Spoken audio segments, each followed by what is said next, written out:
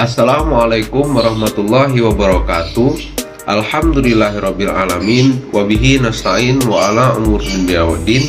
Wassalatu wassalamu ala asrofil anbiya wal mursalin wa ala alihi washabbi ajmain. Amma ba'd.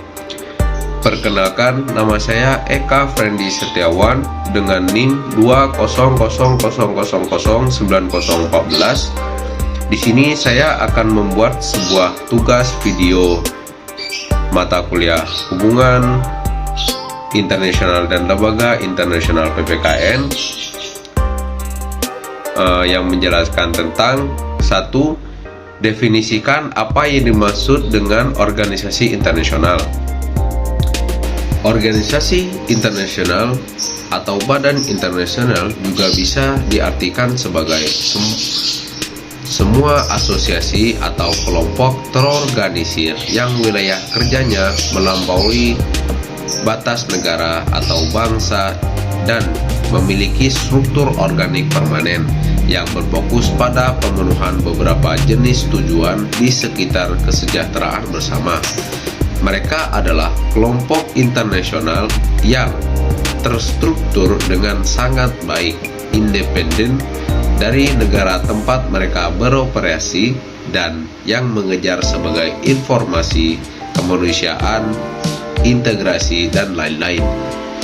Mereka tunduk pada hukum publik internasional, memiliki kapasitas hukum, dan dalam beberapa kasus kapasitas otonom untuk bertindak. Organisasi internasional mungkin atau mungkin tidak terdiri dari berbagai negara nasional, atau negara mungkin hanya bertindak sebagai badan mediasi dan kerjasama. Untuk alasan ini, mereka didirikan melalui berbagai perjanjian internasional diberkahi dengan pengakuan hukum dan formal. Organisasi internasional adalah sebuah organisasi yang dibuat oleh anggota masyarakat antar bangsa secara sukarela atau dasar kesamaan yang bertujuan menciptakan perdamaian dunia dalam tata hubungan antar bangsa. Pada hakikatnya, organisasi antar bangsa memiliki arti luas dan sempit. Secara luas, organisasi antar bangsa meliputi organisasi publik, organisasi rahasia, organisasi antar daerah, organisasi subdaerah, dan organisasi universal. Secara sempitnya, hanya meliputi organisasi antar bangsa publik.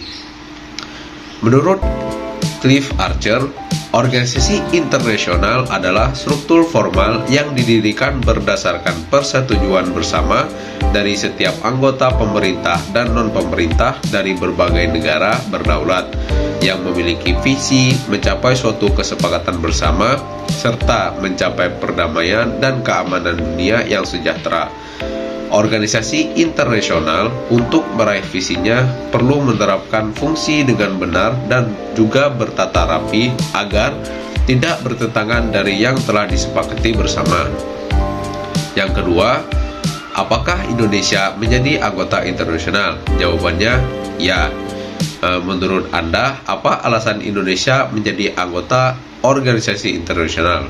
Menurut saya, yaitu Indonesia memiliki politik luar negeri yaitu bebas dan aktif. Bebas dalam arti bebas menentukan sikap ke masalah-masalah internasional dan lepas dari pengaruh blok timur dengan paham komunisnya dan blok barat dengan paham liberalnya. Nomor 3, sebutkan minimal 7 organisasi internasional yang diikuti oleh Indonesia. Jelaskan masing-masing organisasi internasional yang mana Indonesia sebagai anggotanya yang Anda jelaskan tersebut. Yang pertama, ASEAN, Association of Southeast Asian Nations, merupakan sebuah akronim dari Association of Southeast Asian Nations, adalah perhimpunan negara-negara yang berada di kawasan Asia Tenggara. Organisasi ASEAN yang pada awalnya hanya berjumlah 5 negara saja, sekarang sudah tumbuh berkembang menjadi 10 negara antara lain termasuk Indonesia. Kedua, APEC, Asia Pacific Economic Cooperation, yang mempunyai arti adalah forum ekonomi 21 negara di lingkar Pasifik yang bertujuan untuk mengukuhkan pertumbuhan ekonomi, mempererat komunitas, dan mendorong perdagangan bebas di seluruh kawasan Asia Pasifik. Yang ketiga, WTO, World Trade Organization, memiliki arti adalah sebuah organisasi internasional yang menaungi upaya untuk meliberalisasi perdagangan Indonesia. Organisasi ini menyediakan aturan-aturan dasar dalam perdagangan internasional, menjadi wadah perundingan, konsensi, dan komitmen dagang bagi para anggotanya. Selanjutnya, IMF, International Monetary Fund, adalah organisasi internasional yang bergerak di bidang keuangan dan seringkali memberikan pinjaman dana kepada negara-negara anggota yang membutuhkan bantuan. Peran organisasi ini adalah organisasi ini berada di tengah sistem moneter internasional seluruh dunia. Selanjutnya, World Bank, the World Bank Group, merupakan sebuah keuangan lembaga internasional yang menyediakan peminjaman kepada negara berkembang untuk program pemberian modal. Selanjutnya, ADB, Asian Development Bank, yaitu adalah sebuah bank multilateral yang didirikan untuk mengurangi kemiskinan di kawasan Asia dan Asia Pasifik. Selanjutnya, OECD, Organization for Economic Cooperation and Development, merupakan sebuah organisasi internasional dengan 30 negara yang menerima prinsip demokrasi, perwakilan, dan ekonomi pasar bebas.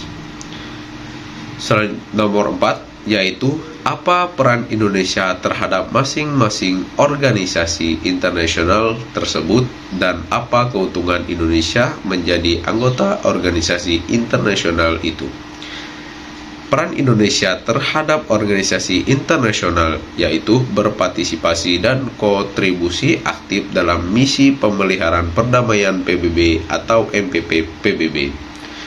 Keuntungannya Indonesia sebagai anggota organisasi internasional itu yaitu nomor 1, untuk menjaga dan mempertahankan kelangsungan hidup bangsa dan negara, untuk menunjang pelaksanaan kebijakan politik dan kerja sama luar negeri yang digunakan untuk kepentingan nasional, terutama untuk kepentingan pembangunan di skala bidang.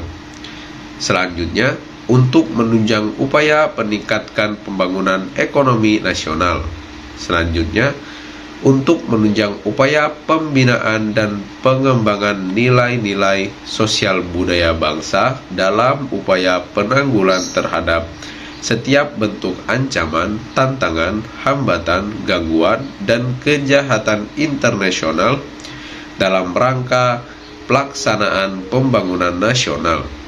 Selanjutnya, untuk menunjang upaya pemeliharaan dan pemulihan perdamaian, keamanan, dan stabilitas internasional. Selanjutnya, untuk menunjang upaya pencegahan dan penanggulangan setiap bentuk bencana serta rehabilitas akibat-akibatnya. Selanjutnya, untuk meningkatkan peranan dan citra Indonesia di forum internasional dan kerjasama antar negara secara kepercayaan masyarakat internasional. Selanjutnya, untuk menjalin kerjasama internasional antar negara yang bersangkutan. Selanjutnya, untuk membuka peluang dalam pemasaran produk dalam negeri ke luar negeri.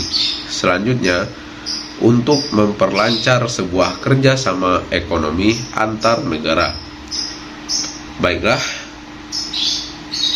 demikian dari hasil presentasi, hasil tugas video yang saya buat hari ini.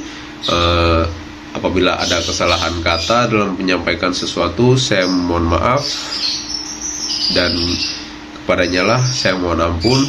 Terima kasih kepada Ibu yang telah memberikan tugas. Sekian dari saya. Wassalamualaikum warahmatullahi wabarakatuh.